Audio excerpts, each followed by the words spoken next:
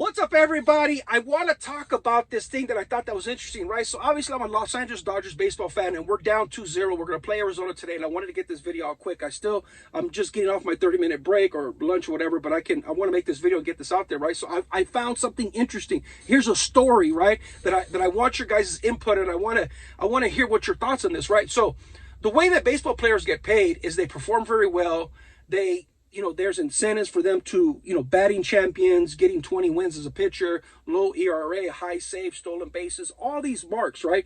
Golden Glove, MVP, so forth and so on, right? If you perform well, if you're a high-level player, then you can garner a high salary. It's the way it works, right?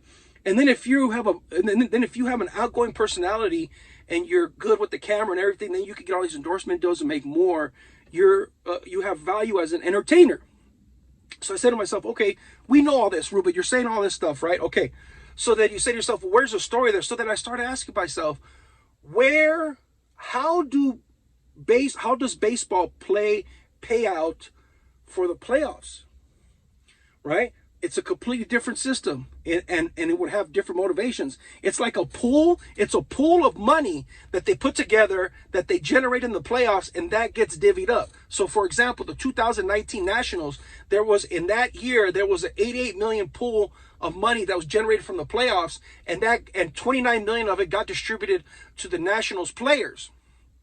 And you say to yourself, okay, that's good money. Let's say you played 17 games on average in the playoffs to make it to the World Series and win. We're just talking about the World Series winner, right? How much money they're going to get, right? So let's say, for example, for inflation 2019 to 24 or 23, let's say, for example, the pool is $100 million. And let's say they're going to get $35 million if you win, right? So if you do the numbers and calculation, it essentially is equivalent to those games if you get paid per game. And now we're talking pitchers, we're talking everybody. If they all get paid the same on average, right? Obviously, pitchers don't play every single game, but that's the way it is anyways, right? So if you take all those numbers and you extrapolate, you do some math, and it's not perfect science, but if you look at it, basically, you're getting paid as if you're making $10 million a year as a player.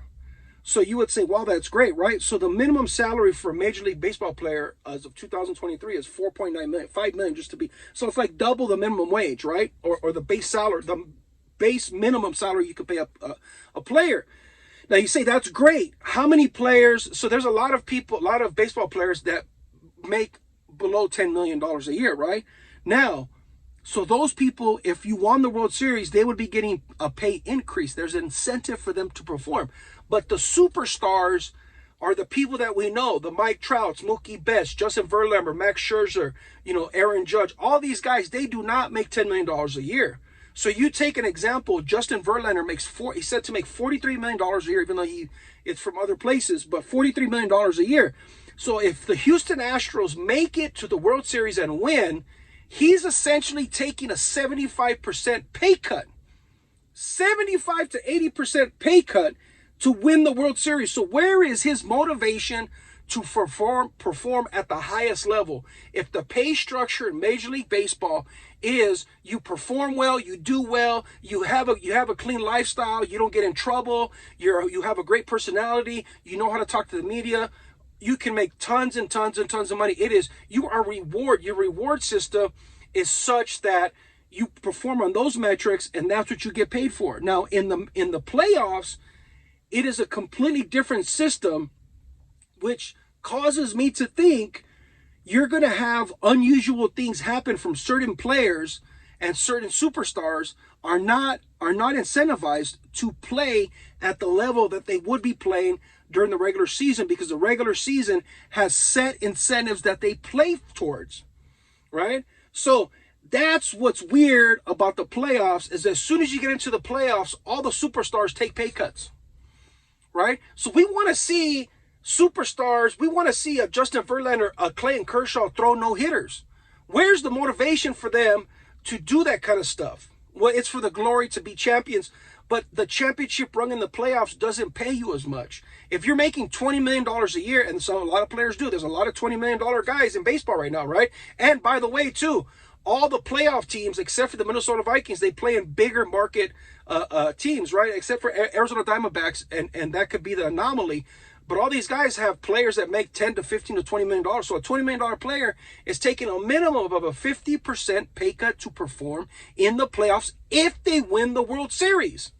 And if money talks, and if the pay structure is what we're all going by, then you de-incentivize, you demotivated people that need motivation. You say, well, they don't need motivation. They should be happy they're there. That's wrong. That's 100% wrong. And that does open the door for some weird, crazy scores and games that you say, why is that team good and they're losing? Why is that team bad but they're winning? Because if you have a bunch of superstars that realize this, that they're taking a pay cut to play in the playoffs, what is the benefit or incentive for me to make the playoffs aside from getting a giant regular season contract? So what's the point of me getting golden gloves, all this other stuff, if the pay structure completely changes for the playoffs? I thought that was very interesting. Now, I personally think that the Dodgers versus Arizona Diamondbacks, I think the Dodgers are going to win 2 games at Arizona, and the final game is going to be at Los Angeles, and it's going to be a very compelling, interesting game, and that's going to generate tons of advertising and gate sales.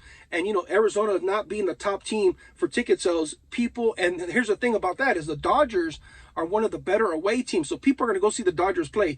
Is there a reason why all these big market teams make it so, well, they have more money, so they pay for all these high players? But it is kind of weird. It's a double-edged sword because all the lower level players stand to get a pay increase in the playoffs if they win the World Series, and the guys making over $10 million a year are taking a pay cut.